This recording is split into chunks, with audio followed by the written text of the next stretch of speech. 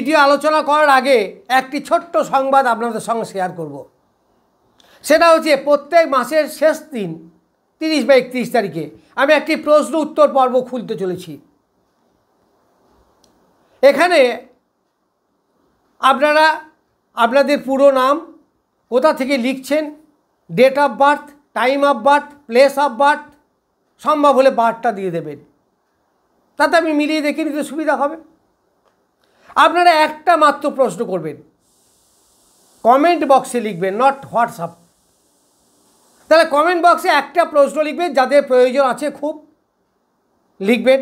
অনেকেই প্রশ্ন করেন, রিকোয়েস্ট করেন বলতে, কিন্তু বলে দেওয়া সম্ভব হয় না। কারণ একটা প্রশ্নই হোক আর দুটো প্রশ্নই হোক, গোটা ছক বিচার না করে তো বলা যায় না। আপনারা বলেন একটা বলে দিলে কী হবে? দেখুন ভাই, তা হয় না। গোটা অঙ্কটা না কষে কি উত্তরটা বলে দেওয়া যায়? তো যাই হোক, যাদের বিশেষ প্রয়োজন আছে আপনারা লিখবেন।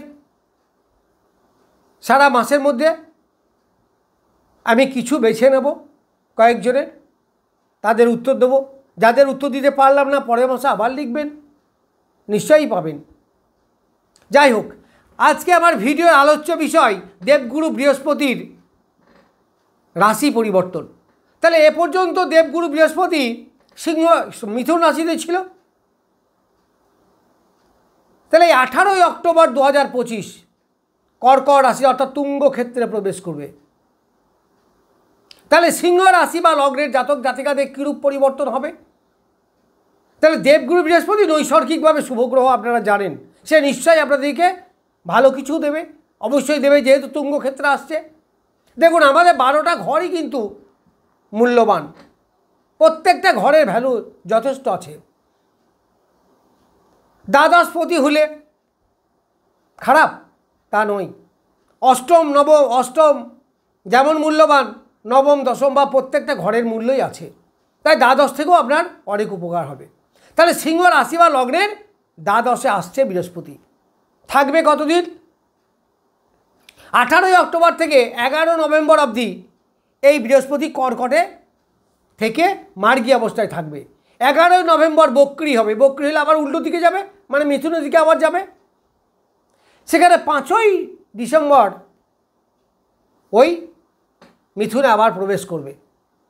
তাহলে বক্রি অবস্থায় তখন কিন্তু, তাহলে 11 নভেম্বর থেকে 5ই ডিসেম্বর বক্রি। আমি সেই ফল বলিনি, আমি বলছি 18ই অক্টোবর থেকে 11 নভেম্বর অবধি বৃহস্পতি যে ফল দেবে সেই ফল।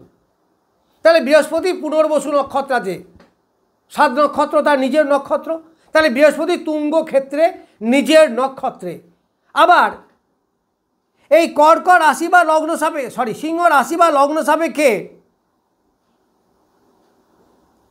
বৃহস্পতি হচ্ছে পঞ্চমপতি এবং অষ্টমপতি। তাহলে পঞ্চমপতি এবং অষ্টমপতি হলে কি শুভ গ্রহ। আবার সিংহ রাশির অধিপতি হচ্ছে রবির মিত্র গ্রহ, তাহলে নিশ্চয়ই ভালো ফল দেবে। কি দেবে? তাহলে পঞ্চম থেকে আমরা পাই সুখ, শান্তি, প্রেম, ভালোবাসা, সন্তানের উন্নতি, সন্তানের শরীর স্বাস্থ্য। যারা হায়ার এডুকেশনের স্টুডেন্ট, মানে higher secondary, upper level, graduation হোক বা কোনো টেকনিক্যাল লাইন হোক, লাভ হবে। আবার অষ্টমপতি বৃহস্পতি, তাহলে যারা পিএইচডি লেভেলে আছেন তাদেরও দারুণ ডেভেলপ হবে। তাহলে এডুকেশনে বিরাট একটা পরিবর্তন কিন্তু আনবে।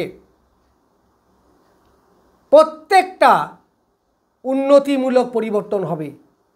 তাহলে প্রথমে সন্তানের শরীর স্বাস্থ্য ভালো থাকবে, সন্তানের এডুকেশন ভালো হবে, সন্তানের মন মানসিকতা ভালো থাকবে। প্রেম প্রীতির ব্যাপারে একটা সুন্দর শান্তিময় জায়গা আপনাদের আসবে।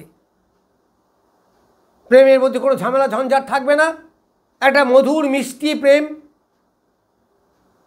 এই সময় আপনারা দেখতে পাবেন। আবার অনেকে ব্রেকআপ হয়ে গেছে, তাদের আবার নতুন করে হওয়ার একটা জায়গা তৈরি হবে। এই পঞ্চম থেকে ফাটকা ইনকামের ব্যবসা করা হয়। তাহলে ফাটকা ইনকাম, যারা লটারি, শেয়ার মার্কেট বা এই ধরনের আছেন, এদের সঙ্গে যোগাযোগ আছে বা এইসব কাটেন, তাদের লাভ হবে। কারণ বৃহস্পতি অর্থের কারক গ্রহ। তাহলে আপনাকে এই সময়ে অর্থ এনে দেবে। এটা যে প্রতিভার ঘর, ক্রিয়েশন, প্রোডাকশন, এইগুলো পাওয়া যায়। চাকরির পরিবর্তন, চাকরি হওয়া, বা যারা চাকরি করেন তাদের ডেভেলপমেন্ট, প্রমোশন এগুলো হবে এই সময় আপনারা পাবেন। যে কোনো কর্মেরই ডেভেলপ হবে, সেটা ব্যবসায় করুন আর চাকরি করুন। এই বৃহস্পতি অষ্টমপতি, আবার অষ্টমপতি হয়ে অষ্টমে দৃষ্টি দিচ্ছে, তাহলে অষ্টমের দারুণ ডেভেলপ হবে। অষ্টম থেকে আমরা কী পাই? উত্তরাধিকারী সূত্রে কোনো অর্থ, পরিশ্রম না করেই অর্থ পাওয়া, অর্থাৎ গেন উইদাউট পেন। দেখবে অনেকের পরের সম্পত্তি পাই, মামার বাড়ির সম্পত্তি পাই, এই ধরনের পাওয়ার ডেভেলপ। আবার লটারি থেকে যে টিকিটটা পাচ্ছে সেটাও তো তাই, gain without pain. Share market, হঠাৎ কোনো ইনকাম, এই সাডেন ইনকামও দেয় এই অষ্টম স্থান বা পঞ্চম স্থান দুটোই। তাহলে আপনাদের এইগুলো আসবে। বৃহস্পতি অর্থের কারক গ্রহ, সন্তানের কারক গ্রহ, তাহলে অর্থ আপনাদের এই সময় আসবে। এই বৃহস্পতি বসে আছে দ্বাদশে, সিংহ রাশি বা লগ্নের দ্বাদশ হচ্ছে কর্কট রাশি, তুঙ্গক্ষেত্র, নিজের নক্ষত্রে।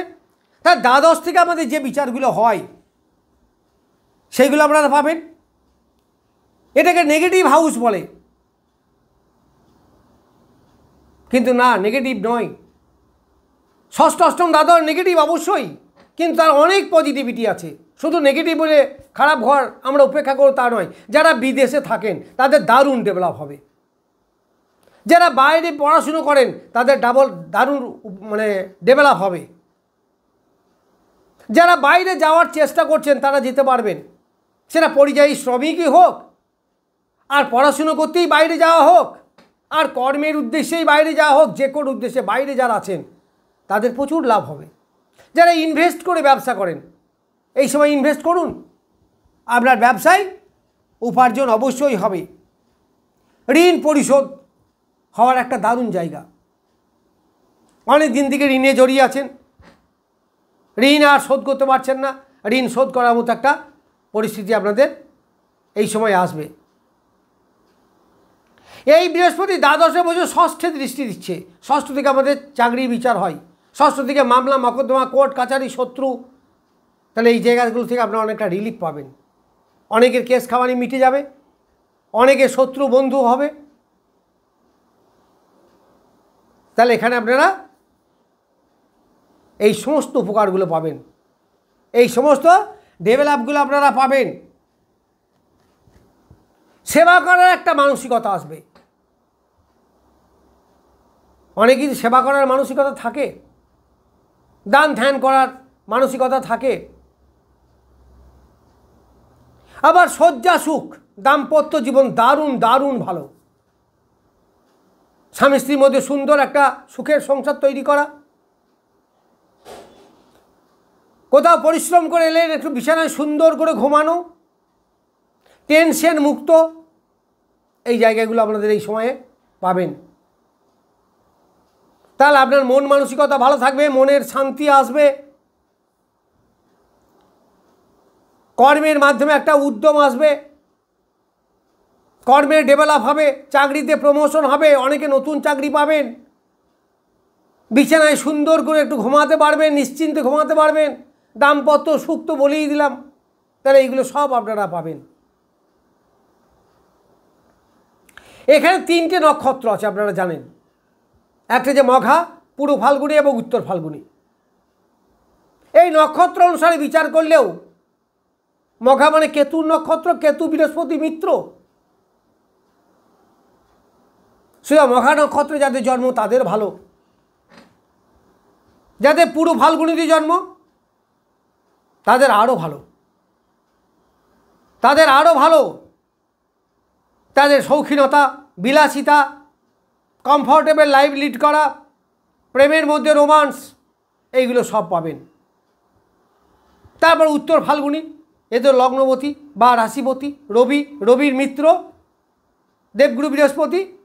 তাহলে সেখানেও আপনারা প্রচুর পাবেন, প্রচুর লাভ হবে, মান যশ খ্যাতি বৃদ্ধি হবে, পিতার উন্নতি হবে, পিতার শরীর স্বাস্থ্য ভালো থাকবে, যারা চাকরি করেন বসের সঙ্গে সুসম্পর্ক, এইগুলো সব আপনারা পাবেন। তাহলে 18ই অক্টোবর থেকে 11 নভেম্বর আপনি আপনাদের কেমন যাবে সেই সম্বন্ধে কিছু বললাম, দেখুন কেমন যায়। নমস্কার, আজ এ পর্যন্তই।